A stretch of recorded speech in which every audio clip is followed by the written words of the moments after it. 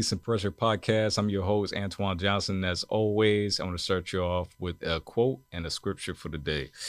My quote comes from a gentleman by the name of Inky Johnson that says, "Your reality will very rarely match your vision. Your reality will very rarely match your vision." And our verse for the day is from Proverbs 29:18 that says, "Where there is no vision, the people perish. Where there's no vision, the people perish." And I wanted to kick us off with those because I think so often as a father, when I hear people talk about you need a vision and you gotta know what you want for you and your family, like where you going, and if you don't know what your future looks like, how are you gonna be able to lead yourself and your family and those kind of things? And I'll be honest, right? Like I get intimidated by that kind of thing, and I get intimidated because I don't spend a lot of time forward thinking. Like I don't spend a lot of time thinking about like 5, 10, 20 years from now. But the reality is like I have to. Like I have to, because if I'm not thinking about what I want my life, my kids' life, my wife's life to look like 5 to 10 years from now, it could look like anything, right? And it requires a lot of intentionality and just thought, right?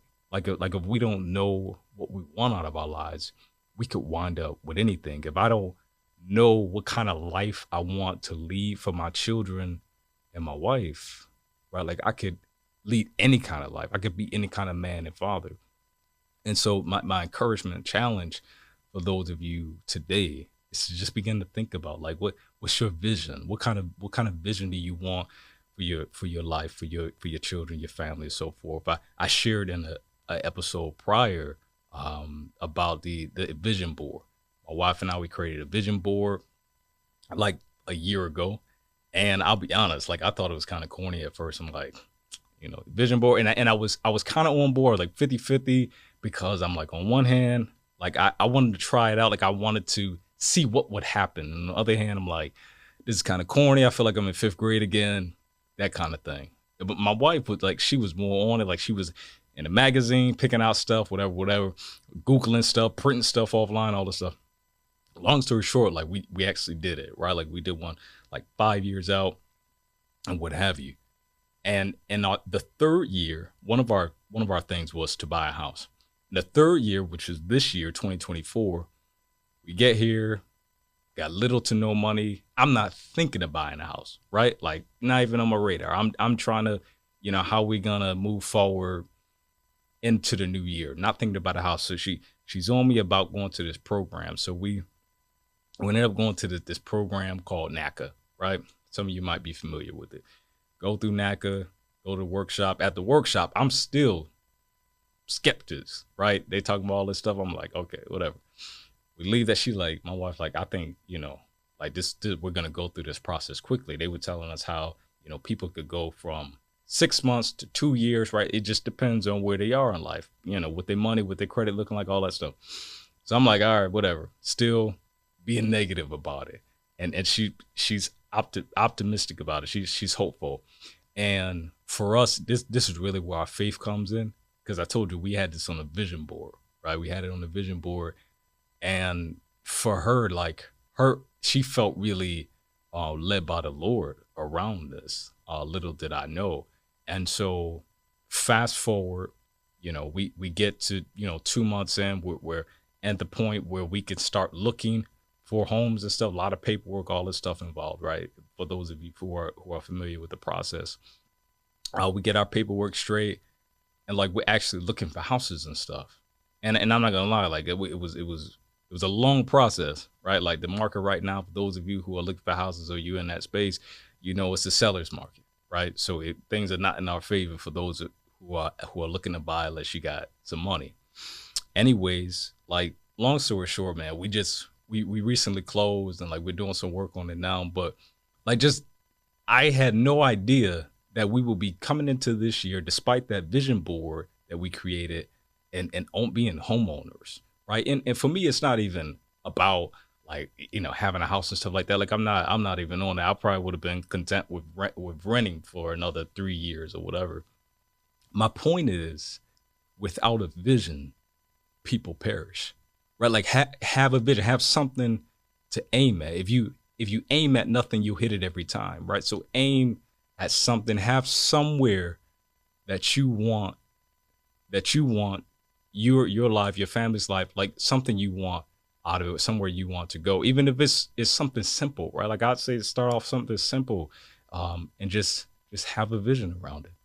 What your wife say, what's up? What we doing with that? Just like, this is my vision. This is what we're gonna do.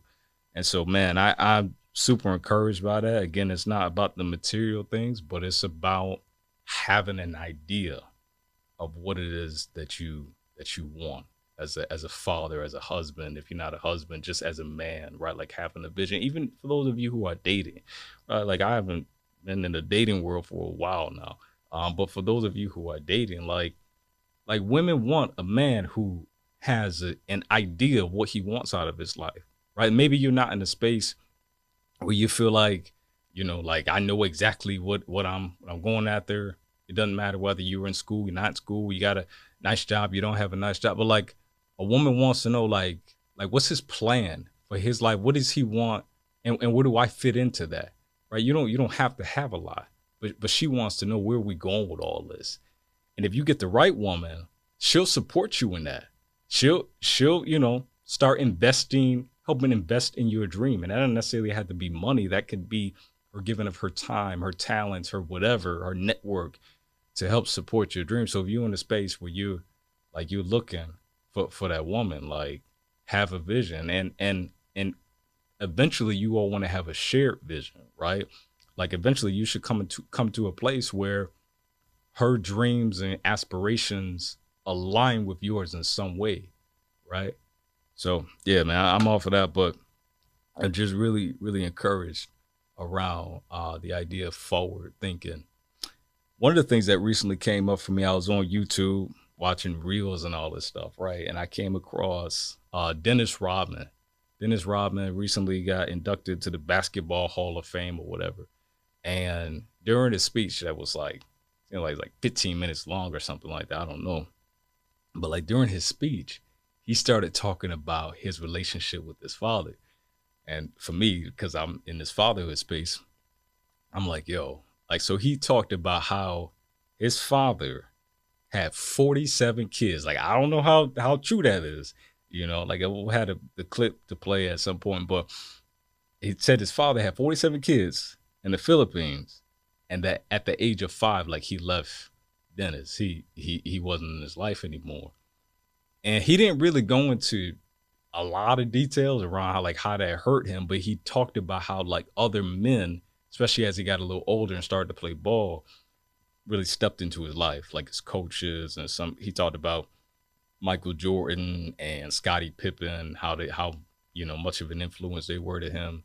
And I'm just like, man, like, and we, for those of you who are familiar with Dennis Rodman, he is out there. He's out there in terms of his style, the way that he goes about his life, whatever. But that's his business, right? That's his business. But the point is, like the father aspect. One of the things that he said that really resonated with me is that he said that if anybody ever asked him what was one of the things that he regrets, like one of the things that he wish he could do better, he talked about he wished he could be a better father. And I was just like, wow, right? Like he's very self-aware that there were some things about his fathering that he could do better. And as I was sitting there listening to him, like, and as it sat in with me, I'm thinking like, like we can do so many things. Like this man had made millions of dollars, right? Is still very highly respected by many and so forth. And the thing that he wishes that he could kind of get back or do better is being a better father. And so it just goes to show that no matter what we accomplish, no matter what we buy or acquire or whatever in this life, like there are just the things like the intangibles, the way that we live our lives, the people that we love and care for, and the way that they feel about us, like those things, like we can't buy, right? Like you can't buy that. You can't buy back 25 or 10 years of not being and involve parent, right? And involve father or mother or what have you. Yeah, you can do things to, yeah, make up in a way, I guess, but you can't get those things back. And so, man, I was just that whole piece right there just resonated with me.